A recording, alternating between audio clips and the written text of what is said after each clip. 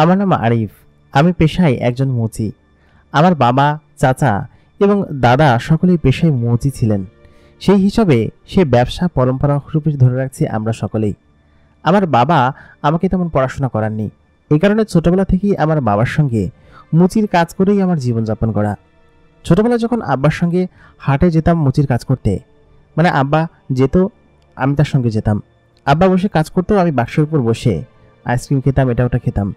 সেই ছোটবেলার স্মৃতি হয়তো ভালো ছিল, কিন্তু বড় হবার পর আমি যে একটা পরীর দেখা পাবো এবং পরীর প্রেমে পড়বো এবং পরীর দেশে যেতে পারবো, সেটা কখনো ভাবতে পারিনি।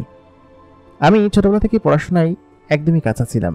আব্বা অবশ্যই স্কুলে ভর্তি করাতে চেয়েছিলেন, কিন্তু আমি নিজে থেকে স্কুলে ভর্তি হতে চাইনি কখনোই। ক্লাস সামনের দিক থেকে ঢুকিয়ে দিয়ে আসলে পেছন দিক দিয়ে আমি বেরিয়ে যেতাম। এই কারণে হয়তো আমার পড়াশোনাটা কন্টিনিউ করা হয়নি।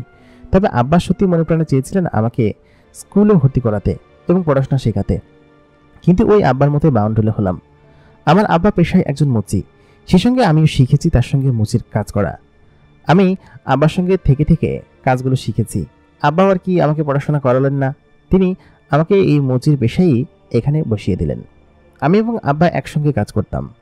তখন আমি এবং আব্বা পাশাপাশি দোকান ছিল, আমাদের একটাই দোকান, এবং সেই দোকানে দুজনে বসে কাজ করতাম। আমার আর অন্য কোনো কাজ আসতো না বা কাজ করতে পারতামও না আমি, সেহেতু আমার এসব করে রুচি ছিল। তখন আমার বয়স 21 কি 22 বছর। আব্বা দোকানে ঠিকঠাক মতো বসতেন না, আমি নিজেও হয়তো দুই দোকান সামলাতে না পেরে এক জায়গায় বসেই কাজ করতাম। আমাদের যেহেতু দুইটা দোকান ছিল এবং দুইটা পেট যেহেতু, ততদিন আমি বিয়ে শাদী করিনি। তবে দুইটা দোকান হওয়ার সুবিধার্থে বাসায় একটু ভালো ইনকাম যায়। তবে বেশ কিছুদিন ধরে আব্বা অসুস্থ থাকার কারণে আমার একাই দোকানে গিয়ে বসতে হচ্ছে। তিনিও মাঝে মধ্যে যান, আধবেলা থেকে তারপর চলে আসেন, আর আমি রাত গভীর পর্যন্ত কাজ করি, 8টা-9টা পর্যন্ত। আর যেদিন হাটবার থাকে সেদিন তো 11টা পর্যন্ত থাকাই হয়। আমরা যে গ্রামের বাজারটা বসি সেখানে আমরাই মুচি পরিবার আর কি, সকলে আমাদেরকে মুচিই বলতো, এবং আমার আব্বাকে অনেকে মুচি বলেই চেনে আর কি। আর মুচির কোনো কাজ আসলে সর্বপ্রথম আমাদের এখানে আসে। শুধুমাত্র কি তাই, আমরা নিজেরা জুতা বানিয়ে সেগুলো বিক্রি করি, এবং সেটারও খুব ভালো একটা ব্যবসা আমাদের আছে। সেজন্য আমাদেরকে সবাইকেই মুচি পরিবার বলে। আব্বা যেখানে বসতেন হাটের, আমি তার পাশে বসতাম। তো যেই রাতে মূলত আমার সঙ্গে ঘটনাটি ঘটে, মানে ওই রাত থেকে ঘটনার সূত্রপাত ঘটে। রাতটা ছিল পূর্ণিমার রাত। আমাদের বাড়ি থেকে প্রায় 7-8 কিলোমিটার দূরে হচ্ছে আমাদের যে বড় বাজার, সেই বড় বাজারে বসতাম। এটা অনেক বড় এবং প্রসিদ্ধ একটি বাজার, মানে এই অঞ্চলের সব থেকে বড় বাজার। দূর দূরান্ত থেকে মানুষজন এখানে হাট বাজার করতে আসেন, এবং অনেক প্রাচীন একটি বাজার। সেখানের একটা জায়গায় আমি বসি। সেই রাত্রেবেলা যেহেতু হাটের দিন ছিল, সপ্তাহে 2 দিন হাট হতো, সেই 2 দিন আমি অনেক দেরি করে বাড়িতে ফিরতাম। সেদিন ওরকম একটা রাত ছিল। রাতটা ছিল পূর্ণিমা, এবং চারিদিকে জ্যোৎস্নার আলোতে যেন ভেসে যাচ্ছিল। আমাকে খেয়া পার হয়ে অন্য পাশে যেতে হয়, এবং সেই পাশ দিয়ে আমাদের গ্রাম পর্যন্ত আসতে হয়। যেহেতু হাটের দিন ভ্যান গাড়ি সবসময় পাওয়া যায়, মাঝে মধ্যে পাওয়া যায় না। তবে আমাদের গ্রামের কাছাকাছি এসে ভ্যান গাড়ি একদমই পাওয়া যায় না। নদীর পাশ ঘেঁষে আমাদের গ্রামটা, এবং নদীর পাড় দিয়েই আমাকে বাড়ি ফিরতে হয়। এবং যে জায়গাটা দিয়ে আমি ফিরি, সেই জায়গাটা একদম শুনশান এবং খুব নীরব। আশেপাশে বাড়িঘর দৌড় নেই। ডান পাশে নদী, বাম পাশে ফসলের মাঠ এবং ভিটা, এবং মাঝখান দিয়ে সরু একটা কাঁচা রাস্তা বয়ে গিয়েছে গ্রামের ভেতর দিয়ে। এই নদীর পাড়, এই পাশটা পার হতে আমার মাঝে মধ্যে ভয় লাগে, কারণ এই জায়গাটা একটু শুনশান থাকে। এই জন্য রাত্রেবেলা বড় একটা টর্চ লাইট কিনে নিয়েছি, যাতে করে সেই টর্চ লাইট দিয়ে আমি খুব সহজেই বাড়িতে পৌঁছাতে পারি। আর হাট থেকে এমনি সময় অন্যান্য অনেকেই ফিরে, তাদের সঙ্গেও ফিরতে পারি। যাই হোক, সেদিনকে খুব মনোযোগ দিয়ে কাজ করছিলাম। রাত তখন 11:30 বেজে গিয়েছে। বাজার পুরোপুরি উঠে গিয়েছে প্রায়। দূরের ব্যাপারী যারা, তারাও চলে যাচ্ছে। আমি ওদিনকে বেশ ভালোই কাজ করেছি। ওইখানকার জুতা, তারপরে অন্যান্য ব্যাগ ট্যাগ, ছাতা মাথা, যা কিছু সেলাই করার দরকার হয় সব আমার এখানে নিয়ে আসে, এবং আমি এগুলো করি। এই বাজারে মুচি বলতে আমি, আমার বাপ আর চাচা, এই 3 জনেই, আর কেউ নেই। আমরাই এখানকার কাজ করি, যেখানে আমাদের ইনকাম অনেক বেশি। সংসার বেশ ভালোভাবেই চলে যায়। আমি তখন বাড়িতে যাওয়ার জন্য সমস্ত কিছু গোছাচ্ছিলাম, এবং গুছিয়ে বাক্সের তালা দিয়ে বাড়ির দিকে যাব। ঠিক তখনই একজন পেছন থেকে আমাকে ডেকে বলল, আপনি কি চলে যাচ্ছেন মশাই? আমি বললাম কি যে হ্যাঁ। কেন বলুন তো? লোকটি আমাদেরকে অদ্ভুত দৃষ্টিতে তাকিয়ে আছে। লোকটির উচ্চতা প্রায় 6 ফুট হবে। সেই সাথে তার শরীরে একটা কালো রঙের পোশাক চালানো। গরমকাল, তবু মাথায় হুডি পরা, একটা কালো রঙের হুডি। তার চেহারা ঠিকঠাক মতো বোঝা যাচ্ছে না, তবে মুখে কালো দাড়ি স্পষ্টমান। সেই সঙ্গে ঠোঁট এবং দাঁত দেখা যাচ্ছে। দাঁতগুলো বেশ বড় বড় এবং তার এত উচ্চতা দেখে আমি তার দিকে একদম উঁচু হয়ে কথা বলছি। আমার হাইট খুব বেশি না, 5 ফুট 6 বা 6.5 হবে। আমি তার দিকে উঁচু হয়ে তাকিয়ে আছি। তিনি আমাকে বললেন যে আপনি কি একজন মুচি? আমি বললাম যে হ্যাঁ, আমি একজন মুচি, কিন্তু আপনি কে বলুন তো? লোকটি বলল যে আপনাকে আমার সঙ্গে যে যেতে হবে। আমি বললাম আমি আপনার সঙ্গে কেন যাব, আর আপনি কে? এত রাত্রেবেলা এসেছেন, আমি তো আপনাকে চিনলাম না। তখন লোকটি বলল, আসলে আমাদের একটা কাজ আছে। আপনি তো মুচি, জুতা সেলাইয়ের কাজ করেন তাই না? আপনি চলুন, কি একটা কাজ আছে, সেই কাজটা আপনাকে সম্পূর্ণ করতে হবে। আপনাকে আমরা দিয়ে যাব, আজকে রাতেই দিয়ে যাব, গেলে আমাদের উপকার হয়। আমি বললাম না না, এত রাত্রেবেলা আমি যাব না সেখানে, আর এত রাত্রে আমি গিয়ে কী করবো? আমাকে এখন বাড়িতে ফিরতে হবে। সারাদিন কাজ করেছি, বেশ দুর্বল লাগছে শরীর, আর তাছাড়া কাজ করতে গিয়ে আজকে হাত ফুটো হয়ে গিয়েছে। এই হাত আমি এই হাত নিয়ে কাজ করতে পারবো না। আমি আজকে চলে যাচ্ছি ভাই, আমি করতে পারবো না। লোকটি আমাকে বললেন আপনাকে অনেক টাকা দিব। আমি বললাম টাকার লোক আমাকে দেখা লাভ নাই, আমার টাকা পয়সার অভাব নাই, যা ইনকাম করি তা দিয়ে সংসার টংসার চালায় বেশ ভালোভাবেই চলে যায়, আর আমাকে এখন বাড়িতে ফিরতে হবে। পরবর্তীতে গেলে আমি আর গাড়ি ঘোড়া পাবো না, ওই পাশে গিয়ে আমাকে খেয়া ধরতে হবে, 12টার পরে খেয়া পাওয়া যাবে না। উনি বললো যে আমি আপনাকে আপনার ঘর বাড়ি পর্যন্ত নামিয়ে দিয়ে আসবো, আপনি আমার সঙ্গে চলুন, খুব জরুরি দরকার। তারপর আমি বললাম যে না না ভাই, আপনি থাকুন, আমি চলে গেলাম।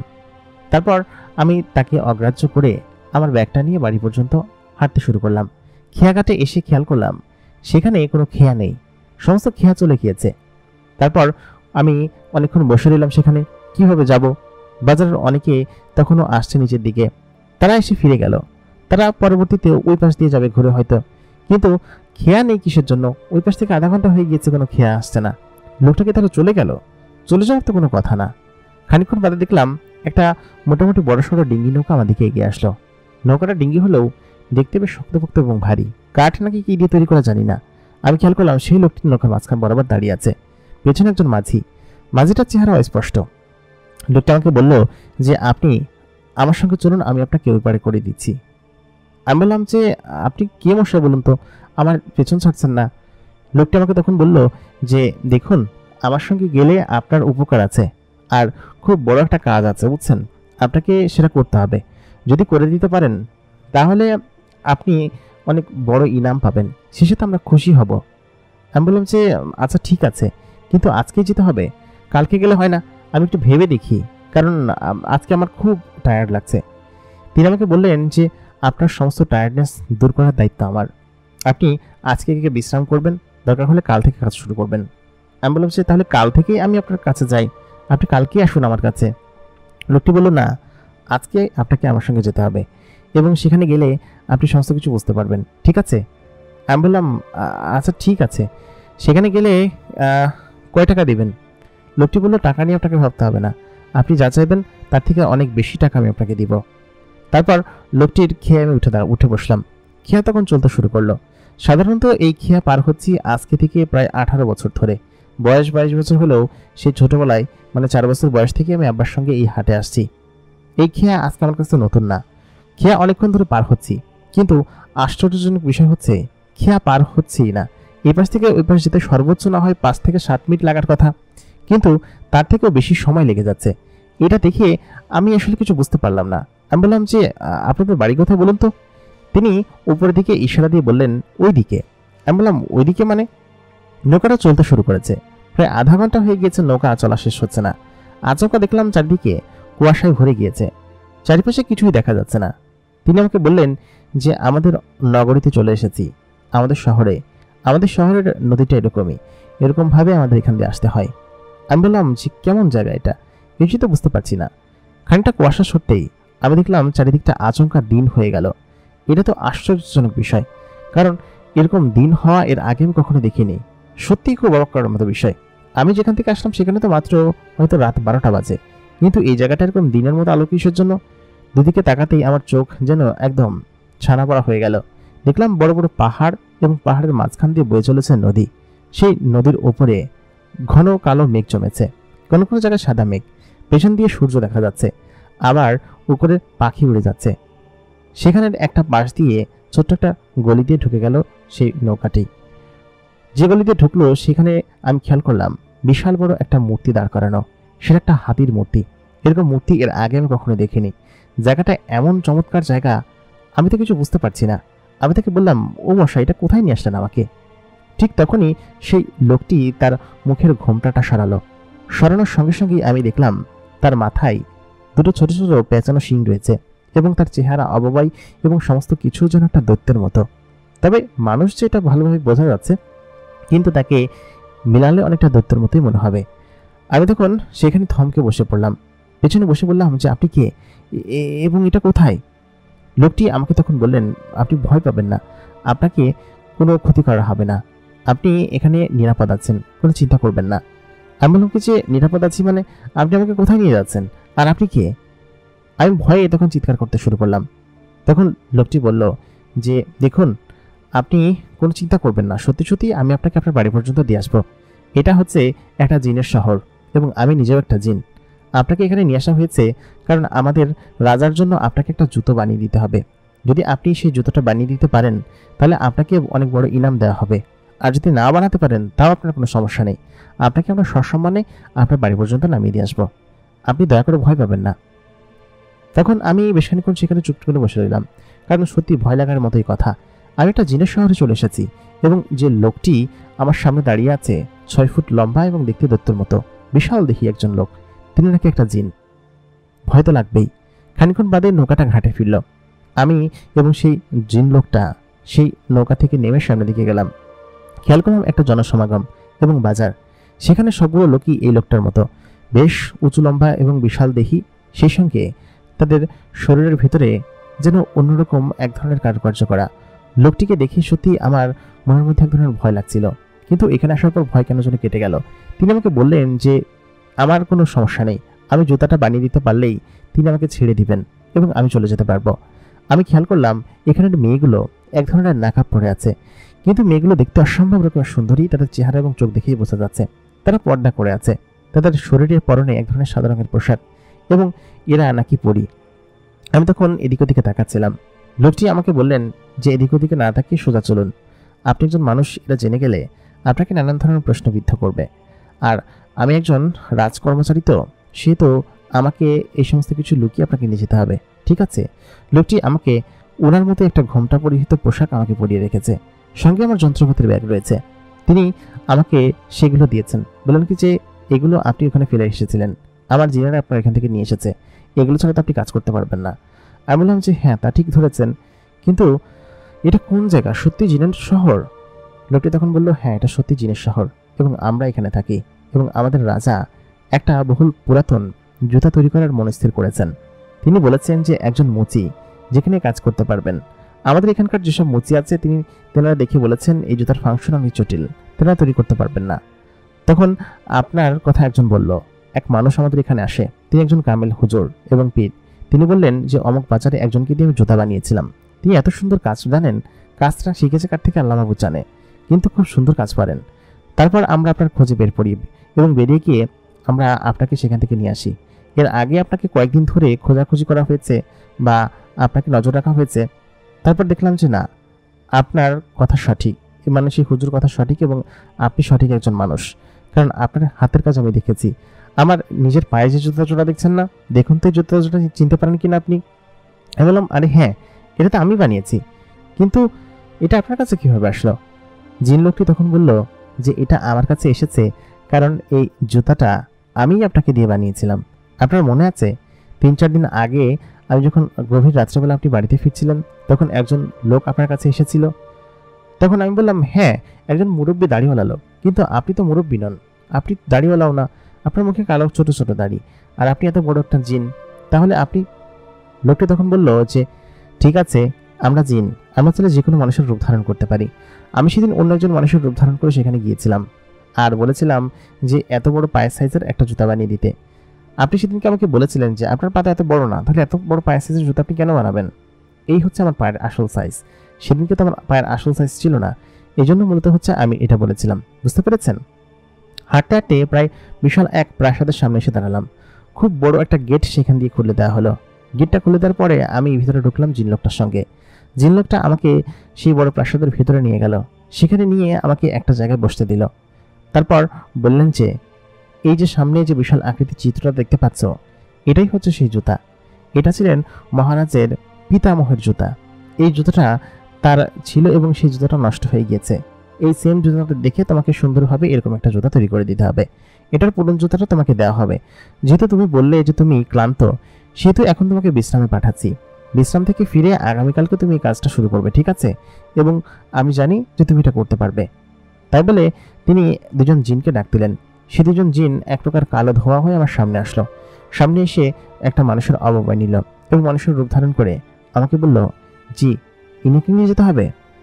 তখন সেই জিনটা বলল, জি, ইনাকে এনার কক্ষে নিয়ে যাও এবং খাওয়া দাওয়ার ব্যবস্থা করো। সেই জিন দুটো তখন শূন্য হাসছে। আমার তখনও কেমন যেন ভয় ভয় লাগছে, বুক কাঁপছে। আমি তখন সেই জিন দুটোকে বললাম যে আপনারা সত্যি সত্যি জিন। জিন দুটোর সঙ্গে সঙ্গে অদৃশ্য হয়ে গেল এবং কথা বলতে লাগলো। বলল যে আমরা সত্যি সত্যি জিন না হলে কি আর এরকমভাবে এখানে এরকম উঠতে পারি আর গায়েব হয়ে যেতে পারি? আপনার কি মনে হয়? আমি বললাম যে না না, আমার বিশ্বাস হয়েছে আপনি একটা জিন, সেটা আমার বিশ্বাস হয়েছে। দয়া করে সামনে আসুন, আমার ভয় লাগছে। লোক দুটো আমার সামনে আসলো এবং হঠাৎ করে আচমকা আমার রূপ ধারণ করলো। আমার রূপ ধারণ করা দেখে তখন আমি ভয়ে চিৎকার দিয়ে উঠেছি। অপর পাশে থাকা জিনটা বলল, এটা কিন্তু আমাদের মেহমান, একে ভয় দেখাস না, শুধু শুধু ভয় পেলে তখন বিপদ হয়ে যাবে আমাদের। তারপর খানিক্ষণ বাদে দোতলার একটা কামরা আমাকে থাকতে দেওয়া হলো। কামরাটার ভেতরে যখন আমি ঢুকলাম, কামরাটা ছিল একদম ধবধবে সাদা একটা রুম। তার ভেতরে একটা মাঝখানে বড় খাট এবং খাটের চারপাশে কোনো সোফা বা ফার্নিচার নেই, কিচ্ছু নেই। শুধুমাত্র বসার জন্য পাশে একটা চেয়ার দেওয়া আছে। এত বড় একটা রুমের ভিতরে এরকম একটা খাট, এটা দেখে অবাক হয়ে গেলাম। বাইরে থেকে দেখতে রুমটাকে এত বড় মনে হয় না, কিন্তু এটার ভিতরের যে রুমটা রয়েছে সেটা আসলেই বেশ বড় এবং বিশাল আকৃতির। আমি ভিতরে গিয়ে বসলাম। বসার পর আমি জিন দুটোকে বললাম যে এত বড় রুমের ভিতরে এত একটা খাট রাখার কি দরকার আছে? এটাতে তার অনেক ফার্নিচার ধরে, রুমটা আসলে বিশাল বড়। লোকটা বলল, আমাদের গেস্ট রুম এরকমই, আর আপনি দেখতে পাচ্ছেন না। আপনি একটু ভালোভাবে চারিদিকে চোখ বোলান, দেখবেন সমস্ত কিছু দেখতে পারবেন। আমি একটু সামনে গিয়ে সত্যি সত্যি খেয়াল করলাম যে আসলেই দেখা যাচ্ছিল না এতক্ষণ, কিন্তু এখন দেখা যাচ্ছে। সম্পূর্ণ ফার্নিচার এবং যা যা জিনিসপাতি সমস্ত সাদা এবং ধবধবে। এতক্ষণ হয়তো দেখতে পাচ্ছিলাম না। একটা জানলা দিয়ে বাইরের দিকে তাকালাম। আমি খেয়াল করলাম দূরে পাখির মতো বড় বড় ডানা মেলে কিছু একটা উঠছে। ওরা তখন বললো ওইগুলো জিন, আমাদেরও ডানা আছে। তারপরে তাদের ডানাটা মেলে দিল, কালো রঙের ডানা, এবং তারা আমাকে বলল যে আসলে খুব সুন্দর, তাই না? আমি বললাম, কি সুন্দর? লোকটা বললো, এই যে আমাদের ডানা, আমরা উঠতে পারি, তোমরা মানুষটা উঠতে পারো না, তোমরা মানুষটা একদমই বোকা, হা হা হা হা হা। তাই বলে হেসে জিন দুটো এখান থেকে চলে গেল। আমি সেখানে বসে পড়লাম। এমন একটা জায়গায় এসে পড়েছি যে জায়গা আসলে বেশ অদ্ভুত, এবং এটা যে জিনের শহর সেটা আমার একদমই জানার বাইরে ছিল। আর জিনেরা যে মানুষকে তুলে নিয়ে যেতে পারে সেটাই যেন আমার একদম কোনো কিছু মাথায় ঢুকছিল না। তারপর তারা দরজা লাগিয়ে দিয়ে গেল। আমি ভেতরে ঢুকে বেশ খানিক্ষণ বসে আমার জামা কাপড় যে চেঞ্জ করবো সে উপায় নেই, কারণ আমি তো জামা কাপড়ই আনিনি, তাহলে পরিবর্তন করবো কি? এই জামা কাপড় পরে ঠিক তখনই দরজা খুলে গেল অটোমেটিক্যালি। দুটো জিন ঘরের ভিতরে প্রবেশ করলো। এই দুটো জিন আগের জিন দুটো নয়, ভিন্ন দুটো জিন। সে দুটো জিন ঘরের ভিতরে আসলো। আসার পর আমাকে বলল যে আপনার জন্য কাপড় পাঠানো হয়েছে। তাই বলে একটা বড় কাঠের টুকরোর উপর থেকে একটা পর্দা সরানো হলো। সেখানে এক ধরনের ধুতি এবং পাঞ্জাবি টাইপের জামা রয়েছে, তবে সেটা আসলে ধুতি না, একটা লুঙ্গি জাতীয় জিনিস, এবং সেটার বেল্ট জাতীয় এবং বাঁধার মতো ফিতা আছে। আমি তখন সেই জিনিসটা নিলাম। নেওয়ার পর তারা সেজন সেখান থেকে চলে গেল। আমি সেই জিনিসগুলো গোসল করে পরে নিলাম। ও হ্যাঁ, যাওয়ার সময় তাদেরকে জিজ্ঞেস করলাম যে এখানে গোসল করার জায়গা কোথায়। তেনারা দেখিয়ে দিলেন যে এখানে একটা দরজা আছে, ওই দরজা দিয়ে একটা ঝর্ণা পাবেন, সেই ঝর্ণায় আপনি চলে গোসল করতে পারবেন। সত্যি আমি প্রথমে বিশ্বাস করতে পারিনি, পরবর্তীতে দেখলাম সত্যি সত্যি। ভেতরে যখন গেলাম দেখলাম ওপর থেকে ঝর্ণার মতো পানি পড়ছে, আর চারিদিকটা খুব পরিষ্কার এবং স্যাঁতসেঁতে। আমি সেখানে গোসল করে নিলাম। গোসল করে সেই জামাটা পরে নিলাম। জামাটা ছিল বেশ অদ্ভুত, তবে তাতে কিছু করার নেই। জামাটা পরে তারপর বেশ খানিক্ষণ পর খাবার আসলো। ওরকম ভাবে আবার হাওয়ায় ভেসে দুজন জিন আমাদের কাছে খাবার নিয়ে আসলো। দুইটা প্লেটে বেশ ভালো ভালো খাবার রাখা, এবং আরেকটা প্লেটে মিষ্টি এবং ফলমূল, দই এগুলো রাখা। আমি সেগুলো খেতে শুরু করলাম। সত্যি সত্যি এরকম দামি এবং ভালো খাবার এর আগে আমি কখনো খেয়েছি কিনা আমার মনে পড়ে না। খুব সুস্বাদু খাবার এবং খুব দামি খাবার। আমি জিনিসগুলো খেতে শুরু করলাম, খুব মজাদার ছিল। খাওয়া দাওয়া শেষ করে তখন বিছানায় গা এলাতেই আমি ঘুমিয়ে পড়লাম। কতক্ষণ যে ঘুমিয়েছি বলতে পারবো না। পরের দিন সকালবেলা সেই দুটো জিনের শব্দে আমার ঘুম ভাঙলো। তেনারা বললেন যে চলুন, আপনি যাবেন না সেখানে? সেখানে তো কাজ আপনাকে শুরু করতে হবে। সে দুটো জিন আমাকে বিশাল এক দরবারের সামনে নিয়ে গেল। সেখানে বড় একটা সিংহাসন আছে, আর সেই সিংহাসনে একজন লোক বসে আছে। লোকটির মাথায় বিশাল বড় মুকুট এবং তার আরো বড় শিং। এখানে যতগুলো জিন আছে ওই সমস্ত জিনের থেকে সব থেকে বড় শিং এই লোকটির মাথায় রয়েছে। লোকটিকে দেখতে একটা মানুষের মতো লাগে, তবে তার দেহ বিশাল, প্রায় 7 ফুটের কাছাকাছি হবে এবং একটা দৈত্যের থেকে কম কিছু নয়। লোকটি আমাকে বলল যে, এই সেই মুচি, তোমার নাম কি? আমি বললাম, আমার নাম আরিফ। এই কথা বলতেই সেখানে একটা জিনিস উড়ে তার সামনে আসলো এবং সেটা থেকে আচমকা একটা মানুষে পরিণত হয়ে গেল, এবং সেটা আর কেউ নয়, সেটা হচ্ছে এই রাজ্যের রাজকুমারী বা এই রাজার মেয়ে। মেয়েটি তখনও হা করে তার বাবার দিকে তাকিয়ে আছে। সে কিছু একটা বলছে, কিন্তু আমি বুঝতে পারছি না। তখন পাশে থাকা জিনটি বলল, এটা হচ্ছে আমাদের এই রাজার মেয়ে, বেশ ফাজিল, সকলকে একদম নাকানি চুবানি খেয়ে বেড়ায়, অনেক আদরের, তো যেমন চাই তাই করে বেড়ায়। লোকটি তখন তার বাবার কাছে কোনো কিছু একটা আবদার করলো, মানে মেয়ে জিনটি। তখন মেয়ে জিনটি তার আবদার পূরণ করার জন্য সমস্ত কিছু, মানে কান্নাকাটি যা যা করা লাগে সমস্ত কিছু করলো। তার বাবা বললো, আচ্ছা ঠিক আছে, করে দিব। তারপর সে এখান থেকে উড়ে চলে গেল ঠিক আগের মতো। মেয়েটি এত সুন্দর যে আমি তার দিকে হা করে তাকিয়ে রয়েছি। সে প্রায় আমার সামনের দিকেই গেল। জিন দুটো বলল যে, ওদিকে তাকে কি দেখছো, মহারাজের সঙ্গে কথা বলো। আমি বললাম, মেয়েটি খুব সুন্দর। সেই লোকটা বলল, সুন্দর তো হবেই, কারণ মেয়েটি যে আমাদের এখানকার রাজকন্যা। আমি বললাম, ও আচ্ছা, তাহলে মহারাজ, আমি জুতোটা দেখেছি, আমি কাজটা করতে পারবো, তবে কিছুদিন সময় দিতে হবে, এবং কিছুদিন সময় নিয়ে আমাকে থাকলে আমি কাজটা হয়তো করে ফেলতে পারবো। তাতে করে আপনার কোনো অসুবিধা নেই তো? লোকটি বলল কি যে, না না, আমার কোনো অসুবিধা নেই। জিন সেখানে আশেপাশে ঘোরাফেরা করছে, এটা দেখে আমি কেমন যেন ভয় পাচ্ছি। আমি তখন বললাম যে, মহারাজ, আমার কিছু শর্ত আছে। শর্তগুলোর মধ্যে প্রথম শর্ত হচ্ছে, আমি এখানে থাকবো, কিন্তু এইসব জিনেরা আমাকে ভয় দেখায়, শুধু নানান ধরনের উল্টাপাল্টা কথা বলে, এরা যেন এসব কথা না বলে। আর আমার মন চাইলে আমি আমার বাবা মা এবং বাড়ি থেকে দেখা করে আসতে পারবো, সেই অনুমতিটুকু আমাকে দিতে হবে। জিন লোকটা বলল, আচ্ছা ঠিক আছে, তুমি চাইলে আমি সেটাও করে দিতে পারবো, এবং তুমি চাইলে বাড়ি থেকে ঘুরে আসতে পারবে, সেটা কোনো সমস্যা নাই। তবে আমার জুতো তৈরি করে দিতে হবে। আলটিমেটলি তুমি যেটা চাও, যখন চাও, সেটাই করতে পারবে, কিন্তু আমার জুতো যদি তুমি তৈরি করে না দিতে পারো, তাহলে কিন্তু তোমার খবর আছে এতদিন থেকে, যেটা তুমি শর্ত দিয়েছ।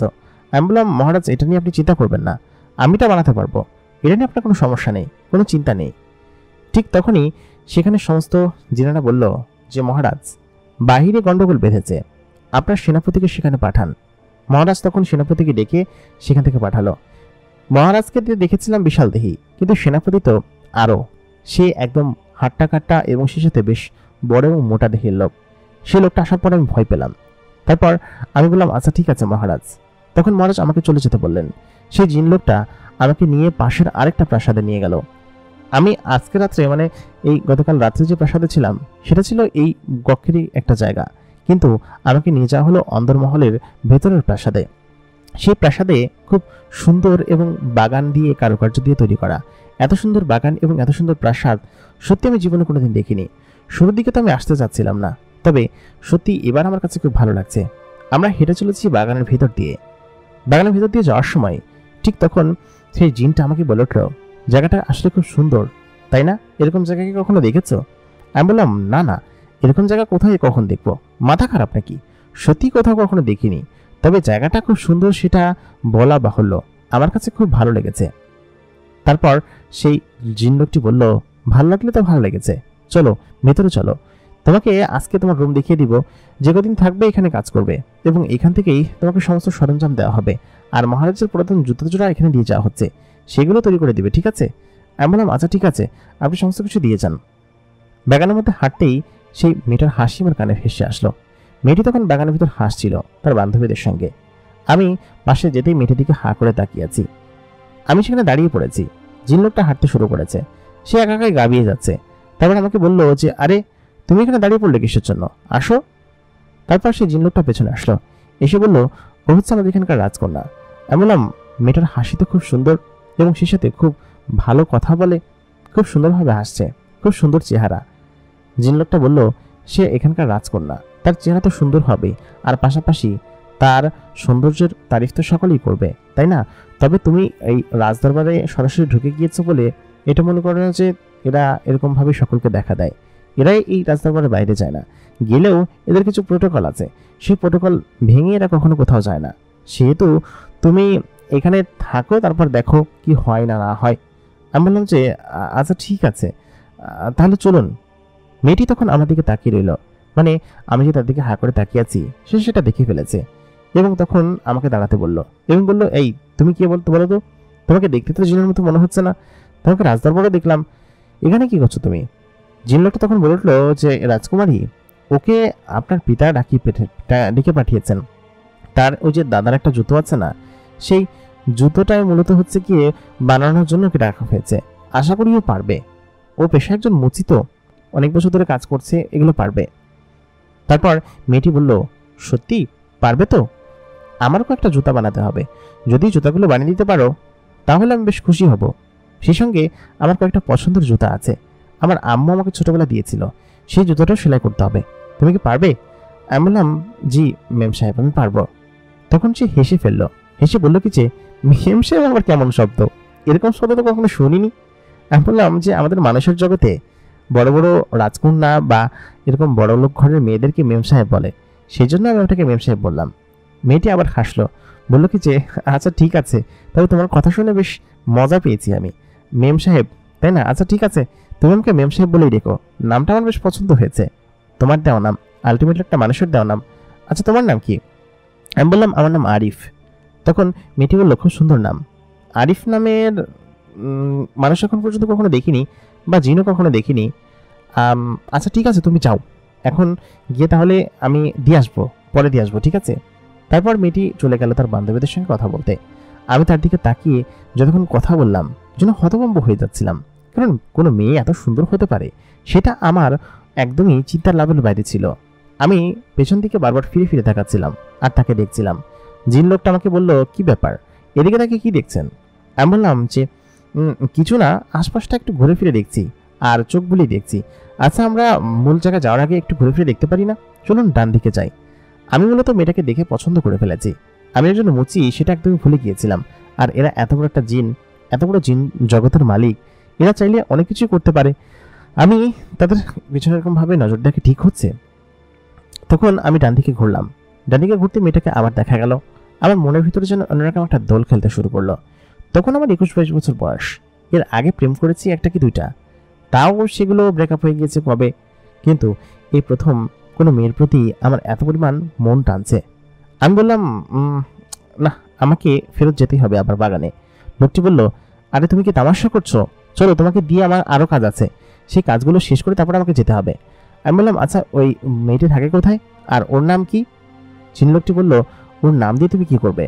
তুমি তাড়াতাড়ি চলো তো, ভেতরে চলো। তারপর আমি বললাম, হ্যাঁ বলুন না। তখন জিন লোকটি বলল, ওর নাম ক্যাসিড্রা। আমি বললাম, ক্যাসিড্রা আবার কেমন নাম? জিন লোকটি বলল, ক্যাসিড্রা যেমন নাম, তোমার নাম যেরকম ওর নামও সেরকম, আমাদের জিনেদের নাম এরকমই হয়, চলো ভেতরে চলো। তাই বলতে বিশাল এক প্রাসাদের ভেতরে আমাকে নিয়ে যাওয়া হলো। প্রাসাদের বারান্দা থেকে বাম সাইডের একটা গলি দিয়ে দোতলার উপরে উঠে আসলাম। দোতলার একটা কক্ষে আমাকে থাকতে দেওয়া হলো। সেই কক্ষের সামনে থেকে বারান্দা আছে এবং বারান্দা থেকে ওই বাগানটা দেখা যায়। তখন আমি বললাম যে ওই যে পাশের যে ভবনটা, ওই ভবনটা কিসের? লোকটি তখন বলল, ওইটা হচ্ছে তুমি যাকে দেখে আসলে এখন, রাজকুমারী, তার ভবন। আমার ভবন এবং ওর ভবন একদম বেশ কাছাকাছি এবং পাশাপাশি, খুব যে দূরে তা না, হয়তো 20 থেকে 30 কদম হবে এই ভবনের সাইড থেকে ওই ভবনের সাইড পর্যন্ত দূরত্ব। তবে একদম মাঝখান বরাবর হয়তো 80 থেকে 100 কদম হবে, এতখানিটা, খুব কাছাকাছি, একদম এখান থেকে খুব সুন্দরভাবে দেখা যায়। আমি বললাম, আচ্ছা ঠিক আছে, তাহলে আমাকে জিনিসপত্রগুলো দিয়ে যান, আমি আজকে থেকে তাহলে কাজ শুরু করে দেই, কারণ যতদিন পর্যন্ত অপেক্ষা করব ততদিন তো আমাকে এখানে থাকতে হবে, আমাকে তো বাড়িতেও পৌঁছাতে হবে। সেহেতু আপনি জিনিসপত্রগুলো দিয়ে যান, আমি দেখি কাজগুলো সম্পূর্ণ করি, আর তাড়াতাড়ি, হ্যাঁ। তারপর লোকটা সেখান থেকে বেরিয়ে গেল। আমি বারান্দা দাঁড়িয়ে আছি, দাঁড়িয়ে দেখছি দূরে তখনও রাজকুমারী বাগানে দাঁড়িয়ে গল্প করছে এবং গল্প করছে। ঠিক সেই খানিকক্ষণের ভিতরে রাজকুমারী তখন তার বিশাল আকৃতির সাদা ডানা মেলে আকাশে উড়াল দিল, সঙ্গে তার বান্ধবীরা আছে। আমি তাকে হতভম্ব হয়ে তাকিয়ে দেখছিলাম। কোনো মেয়ে এত সুন্দর হতে পারে সত্যি আমার জানা ছিল না। আমি যে দেখতে অসুন্দর তা না, বা আমি একজন মুচি তাই বলে যে আমার মানসম্মান নেই বা আমি অসুন্দর, ঠিক তেমনটা না। ছোটবেলা থেকে আমার চেহারা বেশ সুন্দর এবং অনেক মেয়ে আমার প্রতি পাগল ছিল। তবে আমি যে একটা মুচির ছেলে, এই জন্য হয়তো অনেকে প্রেম করেনি, তবে যে দুজন মেয়ের সঙ্গে প্রেম করেছি তারা বেশ সুন্দরী ছিল এবং আমাকে পছন্দ করেই প্রেম করেছে আমার সঙ্গে। এতদিন পর এই মেয়েটার সঙ্গে আমার কেমন যেন দেখে আমার মনের ভিতরে একটা দোল খেতে লাগলো। পরি মেয়েটা আচমকা আমার চোখের সামনে থেকে গায়েব হয়ে গেল, এবং সে যে একটা পরি সেটা আমি তাকে দেখেই বুঝতে পারছি। আমি যে একটা জিন জগতে আছি। আমি তাকে নিয়ে চিন্তা ভাবনা করতে লাগলাম। তার প্রতি যেন অন্যরকম একটা মায়া অনুভব করছিল আমার। পরি মেয়েটা বলেছে তার জুতা জোড়ানো আমার কাছে আসবে, কখন আসবে সেটা চিন্তা করতে লাগলাম। খানিকক্ষণ বাদে দেখলাম ঘরের ভিতরে একটা ধোঁয়া প্রবেশ করলো, এবং সেই ধোঁয়া থেকে একটু একটু করে মানুষের অবয়বে পরিণত হয়ে একটা জিন আমার সামনে দাঁড়ালো। বলল কি যে আপনাকে কিছু জিনিস দিয়ে পাঠানো হয়েছে। সঙ্গে আরও কয়েকটা জিন, একটা বাক্স আর কিছু জিনিস আমাকে এনে দিল। বললো কি যে আপনার কাজের পরিবেশ তৈরি করার জন্য এই বারান্দায় এই সমস্ত কিছু করে দিয়েছি, ঠিক আছে, আপনি চাইলে এখানে বসে তৈরি করতে পারেন। বারান্দাটা বিশাল, এবং এত বড় একটা বিশাল বারান্দা সত্যি এর আগে কখনো দেখিনি। আমাদের ঘরটাও তো এত বড় না, যত বড় বারান্দা। আমি সেখানে বসলাম এবং ওরা সমস্ত কিছু রেডি করলো এবং বললো এই দেখুন জুতাটা। আমি দেখলাম জুতাটা বেশ সহজ ফাংশনে তৈরি করা, তবে একটু সময় লাগবে, আস্তে আস্তে করে যত্ন সহকারে বানাই। এখানে আসার পর যেরকম হসপিটালিটি এবং আপ্যায়ন পেয়েছি, তাতে করে এখান থেকে দ্রুত চলে যাওয়াটা বোকামি হবে। থাকি বেশ খানিকক্ষণ, 2-3 সপ্তাহ থাকলে হয়তো ভালোই হবে।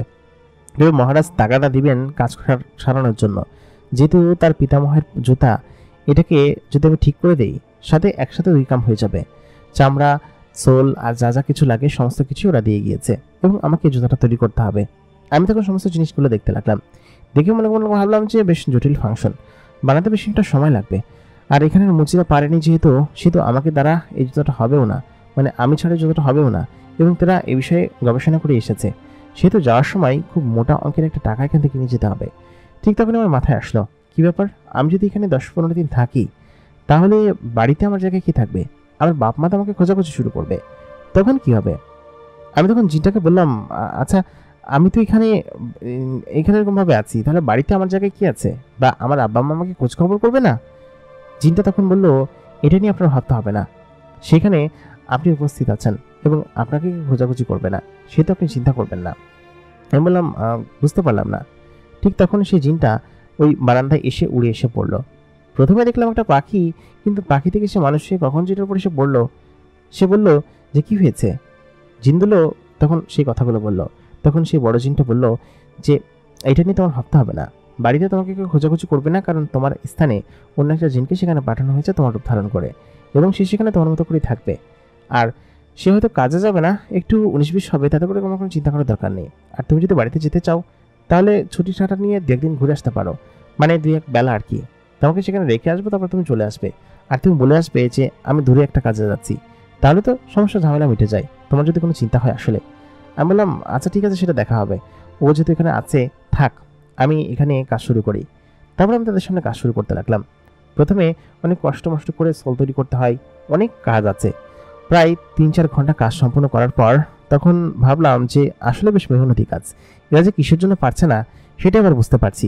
খুব সূক্ষ্ম কাজ, এবং মহারাজ বলেছেন যে প্রত্যেকটা কাজ যেন একদম হুবহু মিলে এবং একদম সূক্ষ্ম কাজ হতে হবে, তা না হলে হবে না।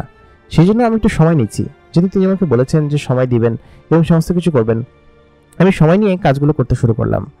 যাই হোক, কাজটা শেষ করে প্রায় বিকেল হয়ে গেল। আমি দুপুরের খাওয়া দাওয়া শেষ করে একটা ঘুম দিয়ে বিকেলবেলা বাইরে বের হয়ে আসলাম। ঠিক তখনই খেয়াল করলাম আমি যে বারান্দায় দাঁড়িয়ে আছি তার অপোনেন্ট সাইডে একটা মেয়ে তার চুলগুলো শুকাচ্ছে। মেয়েটা হয়তো গোসল করে এসেছে। আমি ভালো মতো খেয়াল করে দেখলাম এটা হচ্ছে রাজকুমারী। রাজকুমারী তার যে আসল সাজ পোশাক আছে, সেই সাজ পোশাকে থাকলে তাকে একটু অন্যরকম লাগে, কিন্তু তার চুলগুলো ভেজা এবং খুব সুন্দরভাবে সেখানে এরকমভাবে শুকাতে দিয়েছে। আমি তখন নিচে চলে আসলাম। নিচে এসে রাজকুমারীকে বললাম, গোসল করে আসলেন আপনি? মেয়েটি তখন বলল যে হ্যাঁ, কিন্তু আপনি এখানে কি করছেন, আমার বাগানে কেন ঢুকেছেন? আমি বললাম যে আপনার বাগানটা আপনার মতোই সুন্দর, আপনি যেমন খুব সুন্দর, আপনার বাগানটাও খুব সুন্দর। মেয়েটি খুশি হয়ে গেল, বলল সত্যি বলছেন? আমি বললাম জি হ্যাঁ, খুব সুন্দর হয়েছে, আমি সত্যি খুব খুশি হয়েছি। জিনেদের বাগান যত সুন্দর হয়, আর আপনিও খুব সুন্দর, তাই না? মেয়েটি বলল যে হ্যাঁ ঠিক আছে, কিন্তু আপনি তো আমার জুতাগুলো ঠিক করে দিলেন না, এখন কি দেখবেন? আমি বললাম যে কিভাবে দেখব, এখন তো ফুল গোসল করে এসেছে, ফুলের সঙ্গে কি এখন কথা বলা যাবে? ভেজা অবস্থায় ফুলকে হয়তো কাছে যাওয়া যায় না। মেয়েটি তখন আবার হেসে দিয়ে বলল, আচ্ছা সমস্যা নেই, আপনি আসুন, আমি সমস্ত কিছু চেঞ্জ করে আসছি। আপনি এই মূল প্রাসাদের সামনে এসে আমাকে বলুন, আমার নাম বলুন যে ক্যাসেড্রার গেস্ট আপনি, আপনাকে ভেতরে ঢুকতে দিবে। তারপর আমি ভেতরে গেলাম। ভেতরে যাওয়ার পর দুজন জিন আমাকে আটকালো। আমি যখন বললাম যে ক্যাসেড্রার জিন, আমি তাদের মেহমান এখানে, তখন সেই জিন দুটো বললো আচ্ছা ঠিক আছে চলুন। তারপরে ভেতরে নিয়ে গিয়ে আমার একটা গোল কক্ষের ভিতরে বসানো হলো। বেশ খানিক্ষণ পর মেয়েটি আসলো। মেয়েটি গোল আকৃতির একটা বড় লেহেঙ্গা পরা এবং তাকে দেখতে এত সুন্দর লাগছিল। গোসল করা শেষে মেয়েদেরকে আসলে খুব সুন্দর লাগে, কিন্তু এই মেয়েটাকে আরো বেশি সুন্দর লাগছিল। তার মাথায় এক ধরনের ফুলের খোপা জড়িয়েছে। সে আমার কাছে এসে বসলো এবং বসে বলল যে আপনি ভালো আছেন? আমি বললাম জি ভালো আছি, তবে আমাকে আপনি করে বলা দরকার নেই, তখন তুমি করে বললেন না। মেয়েটি তখন বলল আচ্ছা ঠিক আছে, তবে তুমি কি জুতাগুলো তৈরি করতে পারবে? দেখো তো, এরকম করে তৈরি করে দিতে হবে, আর এই জুতাটা আমার মায়ের দেওয়া, তুমি কি এটাকে ঠিক করতে পারবে? আমি বললাম যে হ্যাঁ ঠিক করতে পারবো, জুতোটা আসলে খুব সুন্দর। মেয়েটি বলল হ্যাঁ আমার খুব শখের জুতো। আমি বললাম আচ্ছা ঠিক আছে, এই জিনিসগুলো আমি নিয়ে যাচ্ছি, আমি কালকে সকাল থেকে কাজ শুরু করব। আর এখন মূলত আমি একটু হাঁটতে বেরিয়েছি, সারাদিন কাজ করেছি, ঘুমানোর পর এখন চারিদিকটা একটু ঘুরে ঘুরে দেখছি। মেয়েটি বলল তা বেশ ভালো হয়েছে, আপনি চলুন আমার সঙ্গে, বাগানে বসে খানিক্ষণ আপনার সঙ্গে গল্প করা যাবে।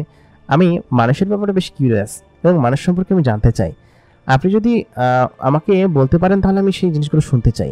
আমি বললাম আচ্ছা ঠিক আছে চলুন। মেয়েটি আমাকে নিয়ে গেল সেই বাগানের সেই জায়গায় যেখানে ওরা বসে গল্প করে। আমি এবং মেয়েটি একে অপরের মুখোমুখি বসে আছি এবং মেয়েটিও আমার মুখোমুখি বসে আমার সঙ্গে গল্প করছে। আমি তাদেরকে তাকিয়ে আছি শুধুমাত্র অপলিক দৃষ্টিতে। এত সুন্দর মেয়ে, আর মহারাজ যে এরকম একটা ভালো কাজ করবেন বুঝতে পারিনি। প্রথম দিনই মেয়েটাকে দেখে আমার বেশ ভালো লেগেছে, তার প্রতি একটা অন্যরকম অনুভূতি আমার জেগেছে। আমি যে তার সঙ্গে বসে গল্প করছি, আমি শুধুমাত্র তার দিকে তাকিয়ে হাঁ করে রয়েছি এবং তাকে বলছি যে মানুষের জন্য এরকম হয়, সেখানে এরকমভাবে আমরা থাকি, সেহেতু আপনি একবার আসবেন আমাদের সেখানে বেড়াতে, আমি বেশ খুশি হব। মেয়েটি একটু হেসে বলল কি যে আচ্ছা ঠিক আছে, তবে আমার সেখানে যাওয়ার ইচ্ছা আছে, আমি আপনার সঙ্গে যাব, তবে আপনি আমার কাজটা যদি করে দিতে পারেন। আমি বললাম আবারও আপনি আমাকে আপনি করে বলছেন? মেয়েটি বলল আচ্ছা ঠিক আছে তুমি করেই বললাম, তাহলে এখন তুমি যাও, আমি তোমার সঙ্গে পরে কথা বলবো, ঠিক আছে? আমার বান্ধবীরা এসেছে, ওদের সঙ্গে যেতে হবে। আমি বললাম যে আচ্ছা ঠিক আছে। মেয়েটি তখন উঠে চলে গেল। আমি আশপাশটা ঘুরে ফিরে দেখতে লাগলাম। আসলে বিরাট বড় শহর এবং নগরী, এরকম নগরী সত্যি আমি খুব কম দেখেছি জীবনে, খুব অন্যরকম এবং খুব একটু ভিন্ন রকমের লাগে। মেয়েটির মনে কোনো অহংকার নেই, সেটা মেয়েটিকে দেখেই বোঝা যাচ্ছে, এবং খুব ভিন্ন রকমের সে। তার প্রতি একটা অন্যরকম টান আমার শুরু থেকেই আছে, সেটা আমি কিন্তু আগে থেকেই বলেছি। আমি নিজের কক্ষে গেলাম। সন্ধ্যার পরে আমি মেয়েটির কথা মনে মনে ভাবতে লাগলাম এবং মনে মনে ভাবলাম যে সে যদি আমাকে পাত্তা না দেয় বা সে একটা রাজকুমারী, সে বিষয়ে যদি তার অন্যরকম ইয়ে থাকে, তার সঙ্গে আমার কথা বলতেই হবে, যেভাবেই হোক কন্টিনিউ করে যেতে হবে, না হলে তাকে আমি হয়তো পরে ভাবলাম না না থাক, এত কিছু ভাবার দরকার নেই, আমি এখানে এসেছি যে কাজে সে কাজ করে এখান থেকে পুরস্কার নিয়ে তারপর চলে যাব, তারপর আমি আমার মতো করে থাকবো, আর এখানে তার সঙ্গে কথা বলে কোনো দরকার নেই। যাক, ওদিনকে রাত্রেবেলা খাওয়া দাওয়া শেষ করে আমি ঘুমিয়ে পড়লাম। পরের দিন ঠিক সকালবেলা ঘুম থেকে উঠে আমি খাওয়া দাওয়া শেষ করে কাজ শুরু করলাম। আমি তো মহারাজের সেই কাজটা করছি, আস্তে আস্তে খুব সূক্ষ্ম হাতে কাজ করছি। ঠিক সেই সময় আশেপাশে একটা সুঘ্রাণ আমার নাকে আসতে ভেসে রাখতে লাগলো। আমি তখন বুঝলাম যে মেয়েটি আমার কাছে আসছে, কারণ মেয়েটির গায়ে এক ধরনের সুঘ্রাণ আছে, সম্ভবত পারফিউমের ঘ্রাণ। মেয়েটি এটা ব্যবহার করে। আমি তখন মেয়েটিকে বললাম যে আপনি এসেছেন? মেয়েটি বলল যে আমি এসেছি সেটা তুমি কিভাবে বুঝলে?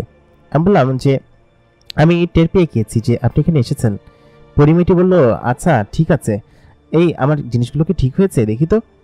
আমি বললাম যা, সেগুলো তো আমি এখন পর্যন্ত ধরিনি, আমি মহারাজার কাজ করছি। মেয়েটি তখন আমাকে ধমক দিয়ে বলল কেন ধরোনি তুমি? তোমাকে কেন বলেছি কাজগুলো করতে? আমার কাজ আগে করবা, তারপর আব্বাজানের কাজ দ্রুত করো। তারপর সে সেখানে বসলো। আমি বললাম আচ্ছা ঠিক আছে। তারপর আমি তার সেই লাল জুতো জোড়া ধরলাম। জুতো জোড়ার একটা জায়গায় সোল উঠে গিয়েছে, সেখানে খানিকটা আঠা লাগিয়ে একটু সেলাই করে দিলেই জিনিসটা ঠিক হয়ে যাবে। আর আগে থেকে খুব সুন্দর করার জন্য সেখানে আমি কিছু পুঁথি, যেগুলো কিনা আমাদের এখানে পাওয়া যায়, খুব সুন্দর এবং খুব মনোরম, সেই জিনিসগুলো আমি এখানে বসিয়ে দিব। তাতে করে সে হয়তো এই জিনিসগুলো পেলে বেশ খুশি হবে। আমি তখন তার সামনে কাজগুলো করতে লাগলাম। প্রায় 20-30 মিনিট পরে তার জুতার কাজ সম্পন্ন হলো। সত্যি কালি করার পরে এবং সমস্ত কিছু করার পরে সে যখন জুতাটা পায়ে দিল, সে বলল আমি অনেক খুশি, খুব সুন্দর হয়েছে জুতাটা। এই জুতাটা আমি যে কতদিন ধরে এরকমভাবে সেলাই করার জন্য ফেলে রেখেছিলাম, কিন্তু কাউকে পাচ্ছিলাম না, আমার কাছে খুব ভালো লেগেছে, আমি খুব খুশি, এই জন্য তোমাকে আমি পুরস্কৃত করব। আমি বললাম কি পুরস্কার? মেয়েটি বলল তুমি যা চাও আমি তোমাকে তাই দিব। আমি বললাম যে আপনি কি আমাকে ঘুরতে নিয়ে যেতে পারেন? মেয়েটি আমাকে তখন বলল যে আমি নিজেই তো ঘুরতে যেতে পারি না, আমার আব্বাজান আমাকে এমনভাবে রেস্ট্রিকশন দিয়ে রেখেছে, সত্যি আমি বের হতে পারি না। আমি বললাম যে আমি যদি আপনাকে নিয়ে যাই তাহলে কি আপনি আমার সঙ্গে যাবেন? আমি বললাম যে তুমি আমাকে কীভাবে নিয়ে যাবে? আমি তখন মেয়েটিকে বললাম, আজকে আমি এবং আপনি রাত্রেবেলা বের হব, রাত্রেবেলা ছদ্মবেশে শহর ঘুরবো এবং আশপাশটা ঘুরবো। আমি এরকম অনেকটা করি, আমি আশেপাশে ছদ্মবেশে অনেক সময় ঘোরাফেরা করি। আমি গতকালকে রাত্রেবেলাও গিয়েছিলাম, জায়গাটা বেশ অদ্ভুত। তবে আপনি চাইলে আমার সঙ্গে যেতে পারেন ছদ্মবেশে, তবে আপনাকে একটু পুরাতন জীর্ণশীর্ণ পোশাক পরতে হবে দাসীদের মতো, সেটা পরতে পারলেই আপনি যেতে পারবেন। মেয়েটি বলল, আমি সব কিছু করতে রাজি আছি, তাহলে কিন্তু আমি যেতে পারবো? আমি বললাম যে হ্যাঁ, যেতে পারবেন। তারপর মেয়েটি বলল, আচ্ছা ঠিক আছে, সন্ধ্যার পরে আপনি আমার কক্ষে চলে আসবেন। আমার কক্ষে যাওয়ার জন্য আপনি এখান থেকে এদিকে যাবেন, আপনাকে একজন দাসী এখান থেকে নিতে আসবে। আমি বললাম যে আপনার দাসী দিয়ে আসতে হবে না, আমি নিজে আপনার রুমে চলে যাব, আপনি চিন্তা করবেন না। তারপর মেয়েটা বলল, আচ্ছা ঠিক আছে। সে অত্যাধিক খুশি হয়েছে তার জুতা ঠিক করে দেওয়ার জন্য, আর বলেছে যে এরকম আরও দুজোড়া জুতা তাকে যেন আমি বানিয়ে দিই। আমি বললাম আচ্ছা ঠিক আছে, বানিয়ে দিব।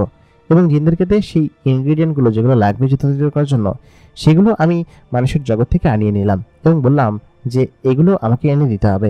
আমি যা যা বলছিলাম তারা তো সেই সব জিনিসপাতিগুলো এনে দিচ্ছিল এবং সেই জিনিসগুলো দিয়েই আমি সমস্ত কিছু তৈরি করছিলাম।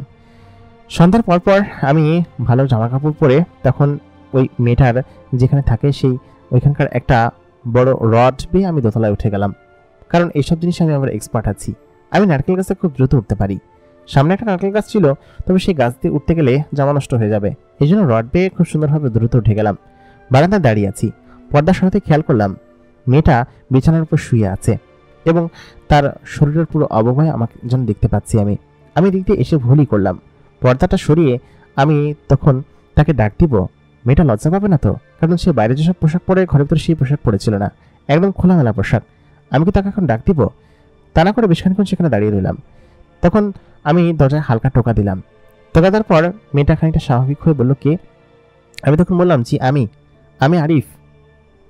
পরিমেয়েটি তখন বলল, ও আচ্ছা, আপনি এসেছেন? আমি বললাম যে আবার আপনি? মেয়েটি তখন বলল, আচ্ছা ঠিক আছে, তুমি এসেছো, তুমি কিন্তু এদিক দিয়ে আসলে কি হবে? আমি তো দাসীকে পাঠাইনি। আমি বললাম যে আমি এসেছি আমার মতো করে, আপনি আসুন তো, তাড়াতাড়ি বের হন। তখন পরিমেয়েটি বলল, আচ্ছা ঠিক আছে, দাঁড়াও, আমি আসছি। তাই বলে সে দরজা খুললো। সে আমার সামনে সেই পোশাক পরে দাঁড়িয়ে আছে।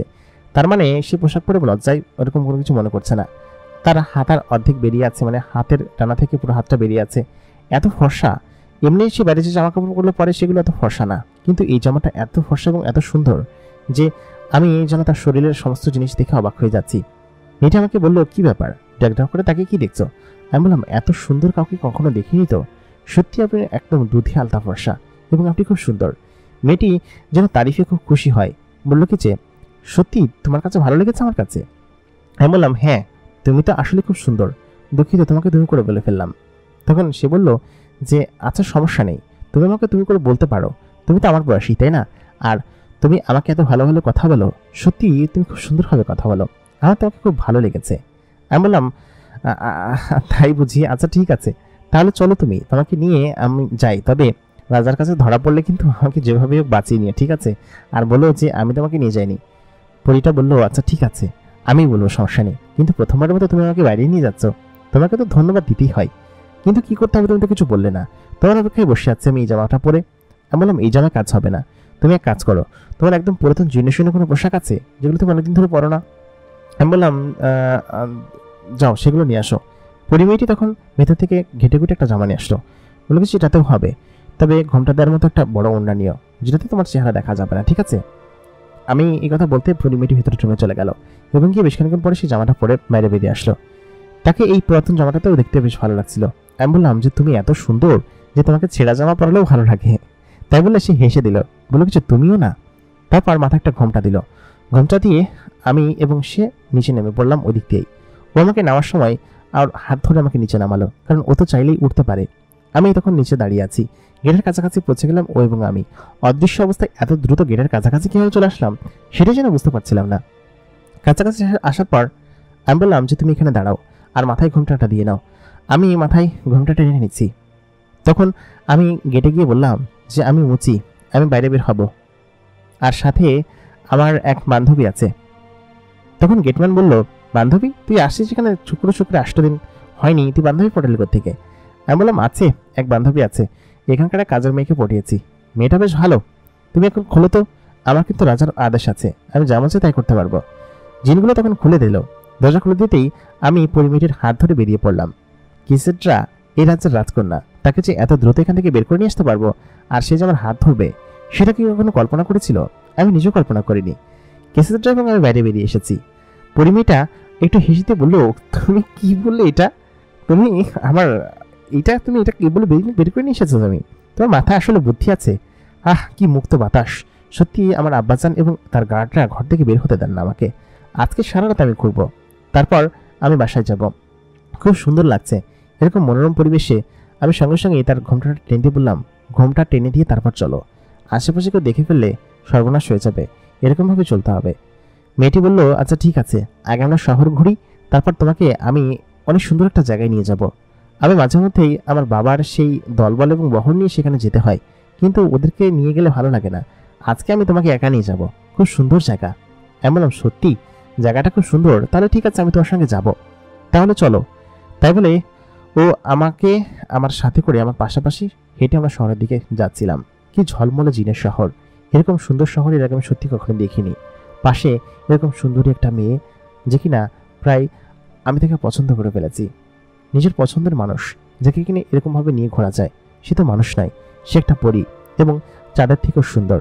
তার সঙ্গে আমি হাঁটছি, আমি যেন চাঁদের আলোতে মিলিয়ে যাচ্ছি। প্রিয় দর্শক, এই গল্পের প্রথম এপিসোড এখানেই শেষ। দ্বিতীয় এপিসোডে কি হবে জানতে হলে আমাদের সঙ্গে থাকুন। বরাবরের মতো কণ্ঠে আমি আরজি ইমরান আপনাদের সঙ্গে ছিলাম, এবং আপনারা দেখছেন দ্য মেগা বক্স। মেগা বক্সের গল্পগুলো কেমন লাগে অবশ্যই কমেন্ট করে জানাতে ভুলবেন না, আর এই গল্পটি কেমন লেগেছে সেটাও আমাদেরকে কমেন্ট করে জানাতে ভুলবেন না। আমাদের চ্যানেলটিকে এতক্ষণ সাবস্ক্রাইব না করে থাকলে অবশ্যই সাবস্ক্রাইব করে রাখুন। সেই সঙ্গে ভিডিওতে একটা লাইক, কমেন্ট এবং শেয়ার অবশ্যই করবেন।